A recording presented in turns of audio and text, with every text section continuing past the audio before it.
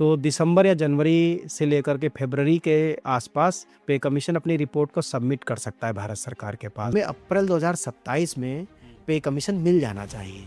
एनसीजेसीएम की 8 जो है वो बड़ी डिमांड्स क्या हैं? क्या रिटायरमेंट के बाद मिलने वाली पेंशन बढ़ जाएगी? क्या ग्रेच्युटी की सीमा जो है सीधे 25 लाख से 75 लाख रुपए हो सकती है? क्या पुरानी पेंशन योजना यानी ओपीएस की वापसी पर फिर से बड़ी बहस शुरू होने वाली है? हमें हेलो फ्रेंड, कैसे हैं आप लोग? आई होप बहुत बढ़िया हूं। मैं केआर सैनी केआर विकास स्वागत करता हूं दोस्तों। 8वीं वेतन को लेकर बड़ी अपडेट निकल के आ रही है। जी दोस्तों, दिल्ली के अंदर बैठक यहां पे जारी है और दिल्ली के अंदर जो बैठक हो रही है उसमें एनसीजेसीएम की तरफ से 8 नई बड़ी मांगे रखी गई है। इसमें देखेंगे कौन कौन सी मुख्य मांगे रखी गई है। इसके अलावा दोस्तों 3% डीए बढ़ोतरी के ऑफिशियल आदेश यहाँ पे जारी हो चुके हैं। जैसे कि मैंने आपको पहले बताया था, एआईसीपी इंडेक्स के आंकड़ों के आधार पर आपका 1 जुलाई 2026 से बढ़ने वाला डीओडीआर 3% बढ़ने वाला है। इसके ऑफिशियल आदेश भी यहाँ पे आ चुके हैं। इसके अलावा मनजीत सिंह पटेल जी का फिर से ये कहना है कि अप्रैल 2027 से आपको बड़ी सैलरी मिलने लग जाएगी और एरियर वगैरह का भुगतान भी आपको कर दिया जाएगा। इसके अलावा एनसीजेसीएम के आयोग से क्या कुछ बात यहाँ पे चल रही है, उन सब की रिगार्डिंग बात करने वाले हैं। वीडियो काफी इंफॉर्मेटिव का, वीडियो को लास्ट तक जरूर देखिएगा। तो सबसे पहले देखिए डीए के जो ऑफिशियल आदेश देख लेते हैं, किन कर्मचारियों का यहाँ पे डीए बढ़ा दिया गया है। देखिए दोस्तों, स्क्रीन पे आप भारतीय रिजर्व बैंक नोट मुद्रा प्राइवेट लिमिटेड की तरफ से ये जो है देख पा रहे होंगे, सर्कुलर नंबर 4 डेटेड है 5/8/2026 और इसके अंदर जो इसके एम्प्लॉय है उनका जो डीएनएस अलाउंस है उसको रिवाइज कर दिया गया है। पहले जो भी वर्तमान में 60% मिल रहा था 1 जनवरी 2026 से लेकर उसमें 3% की बढ़ोतरी कर दी गई है। मैंने आपको पहले क्लियर किया था कि 3% की बढ़ोतरी आपकी होने वाली है। हालांकि ये जो यहाँ पे भारतीय रिजर्व बैंक के जो कर्मचारी है जिसके नोट मुद्रण के, उन्हीं कर्मचारी को अभी रिवाइज हुआ है। बाकी रेलवे है, आपका डिफेंस है, इन सब के लिए जो सितंबर में सरकार ऑफिशियल अनाउंसमेंट करेगी और अक्टूबर की सैलरी में 3 महीनों के एरियर के साथ में भुगतान कर दिया जाएगा। लेकिन यहाँ से ये फिर से कंफर्म हो जाता है कि डीओडीआर जो 3% ही बढ़ने वाला है, इन कर्मचारियों को बढ़ चुका है और भुगतान के आदेश भी यहाँ पे जारी हो गए। तो देखिए लिखा है, according to the DNS allowance at the revised date shall be paid through salary from August 2026 onward the arrear of DNS allowance for the month of July. देखिए 1 जुलाई 2026 से ये लगना था, तो 1 महीने का एरियर के साथ में अगस्त की सैलरी में उसका भुगतान किया जाएगा इन कर्मचारियों के लिए। बाकी जो दूसरे केंद्रीय कर्मचारी है उनको अक्टूबर की सैलरी में 3 महीनों के एरियर के साथ में भुगतान हो जाएगा, तो उनको अभी और 2-3 महीने इंतजार यहाँ पे करना होगा। बाकी 3% आपका डीओडीआर बढ़ेगा, ये कंफर्म आपका हो चुका है। अब देखिए दोस्तों, दिल्ली के अंदर जो बैठक चल रही है उसमें मनजीत सिंह पटेल जी है वो भी भाग ले रहे हैं और उन्होंने भी लेटेस्ट ही 4 घंटे पहले अपनी फोटोज वगैरह पे कमीशन के साथ जो है यहाँ पे अपनी जो है ट्वीट पे जो है अपलोड की है। और इधर देखेंगे कि यहाँ पे इन्होंने ट्वीट किया था अभी 3 दिन पहले कि अब राजस्थान की बारी, एचसीपीसी अब 1 सितंबर को जयपुर में कर्मचारी संगठन में मिलकर सुझाव लेने जा रहा है। उसके बाद संभवतः मध्य प्रदेश, बिहार, झारखंड, पूर्वोत्तर भारत, अंडमान निकोबार जैसे कुछ राज्यों में अगली बैठकें हो सकती है। इस स्पीड से संभव है कि सभी मीटिंग सितंबर के लास्ट में या अक्टूबर तक हो पाएगी। फिर केवल आयोग का फोकस रिपोर्ट बनाने पर हो सकता है, जिसके लिए फरवरी तक कम से कम 4 से 5 महीने होंगे। अगर ये स्पीड मेंटेन रहे तो संभवतः अप्रैल में पे कमीशन की रिपोर्ट को मंजूरी मिल जाए और कर्मचारी पेंशनर्स को बड़ी सैलरी और पेंशन मिल सकती है। तो अभी भी इनका ये कहना है कि जिस स्पीड से भी काम हो रहा है, अगर उस स्पीड से चलेगा तो अप्रैल के अंदर आपको बड़ी सैलरी भत्तों के साथ में आपको भुगतान किया जाएगा। और अब जो है मीटिंग्स काफी तेजी से मीटिंग्स का दौर चल रहा है और आपका जो अगस्त और सितंबर लास्ट तक लगभग सभी जगह से मीटिंग्स यहाँ पे खत्म कर ली जाएगी, जिस हिसाब से देखने को मिल रहा है जो मीटिंग का शेड्यूल यहाँ पे जारी हुआ है। अब चलिए पे कमीशन को लेकर मनजीत सिंह पटेल जी के क्या कुछ विचार है वो देख लेते हैं। तो दिसंबर या जनवरी से लेकर के फरवरी के आसपास पे कमीशन अपनी रिपोर्ट को सबमिट कर सकता है भारत सरकार के पास। क्या भारत सरकार जब से नोटिफाई किया है आयोग को नवंबर 2025 तब से अरियर देगी? कितना आएगा ये तो कहना मुश्किल है, लेकिन जो एनसीजेसीएम ने दिया है, हमने उस पर अपनी कंसेंट दी है, एग्रीमेंट दिया है कि एक भारत श्रेष्ठ भारत को गवर्नमेंट एम्प्लॉयज़ के बीच में भी इम्प्लीमेंट करने की ज़रूरत है। हमारी डिमांड तो ये है कि उसमें हमने कहा है कि 36% से एचआरए कम होना ही नहीं चाहिए। आज जो महंगाई का जो रेशियो है वो इतना वेरी नहीं करता। हमें अप्रैल 2027 में पे कमीशन मिल जाना चाहिए। तो अप्रैल के आसपास चुनाव आ रहे हैं, अगर भारत सरकार को फिर से यूपी जीतना है तो कुछ ना कुछ तो कर्मचारियों की तरफ भी उनको देखना पड़ेगा। दोस्तों, आपने देखा मनजीत सिंह पटेल जी के क्या कुछ विचार है 8वें वेतन को लेकर। अब जो है यहाँ पे दिल्ली के अंदर 8 बड़ी जो मुख्य मांगे रखने वाला है एनसीजेसीएम, वो देख लेते हैं। और मनी सेंटर की जो रिपोर्ट है यहाँ से आपको सारी कुछ चीजें बहुत अच्छे से क्लियर हो जाएगी। तो देखिए मनी सेंटर की है रिपोर्ट कि आज से ही मैडम 7 तारीख से लेकर जो है दिल्ली में जो है बड़ी बैठकों का जो है दौर चल रहा है। कई कर्मचारी संगठन जो हैं 8वें वेतन आयोग की टीम के साथ गए हैं, मुलाकात हो रही है। आपसे समझने की कोशिश करेंगे कि आगे की टाइमलाइन क्या है और एनसीजेसीएम वाला भी एंगल है मैडम।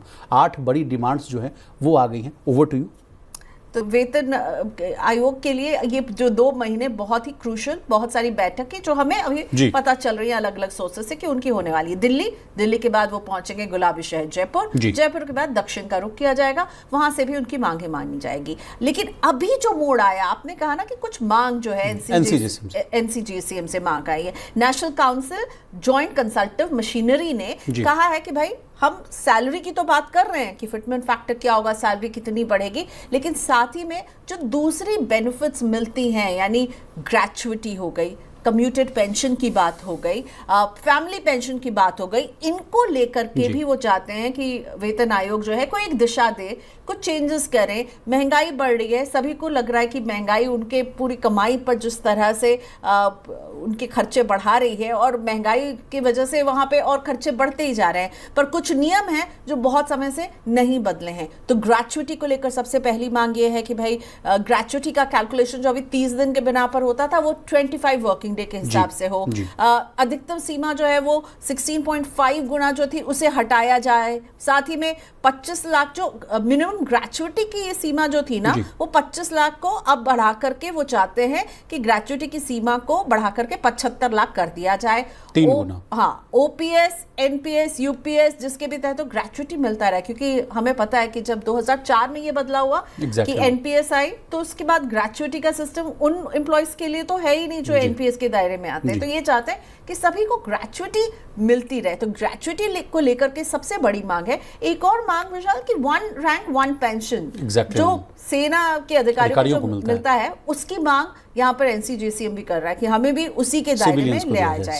लीव एनकैशमेंट जो अभी तक है कि आप जब रिटायर होते हैं तो 300 दिन की लीव का जो है आपको इन कैश आप कर सकते हैं, उसको उनका कहना है इसे बढ़ा करके आप 600 दिन कर दीजिए।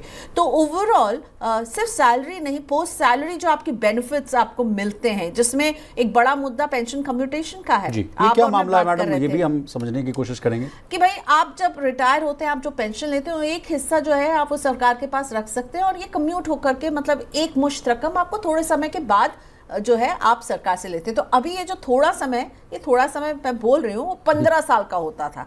अब इनकी मांग है एनसीजीसीएम की इसे 15 साल से कम कर दिया जाए। मेरा पैसा है, मुझे जल्दी मिल जाए तो 11 साल अगर कर दें या फिर 71 की आयु पर आप इस कम्यूटेड पैसे को सरकार से ले सकें, इसकी भी मांग की जा रही है।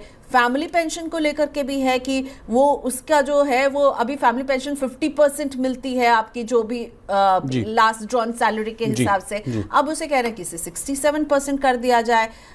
और बार बार एक मांग जो काफी लंबे समय से चल रही है कि भाई ओल्ड पेंशन स्कीम को वापस लाइए, हमें नहीं चाहिए एनपीएस, हमें नहीं चाहिए यूपीएस, हमें जो पुरानी पद्धति थी जिस तरह से रिटायरमेंट के बेनिफिट्स और जिस तरह से पैसा मिलता था, हमें वापस उसमें ही जाना है। कुछ एक्स्ट्रा लाभ की मांग कर रहे हैं कि सीनियर सिटीजन्स को मिले, कुछ जो स्पेशली एबल्ड लोग हैं उनके लिए मिले। तो एक लंबी लिस्ट है जिसमें मुझे इस बार इस लिस्ट में जो इस बैठक में कहीं फिटमेंट फैक्टर और वेतन कितना बढ़ेगा उससे ज्यादा चिंता है कि भाई वेतन के आगे पेंशन, क्या आप पेंशन की रिस्ट्रक्चरिंग करेंगे, क्या आप एचआरए को लेकर के भी इसका दायरा भी आप बढ़ाएंगे, क्या आप करेंगे, ये जानना चाहते हैं। और इसी से जुड़े हुए डिमांड भी लेकर के वो जा रहे हैं ताकि जब एक बार सैलरी ओवरऑल की बात हो ही रही है तो पेंशन के हिस्से पर भी एक ओवरऑल की मांग लेकर के एनसीजीसीएम जो है अब 8th पे कमीशन से मुलाकात करने वाला है। ये आगे के अभी 3-4 दिन बहुत अहम रहने वाले हैं जब दिल्ली में ये बैठक होने वाली है।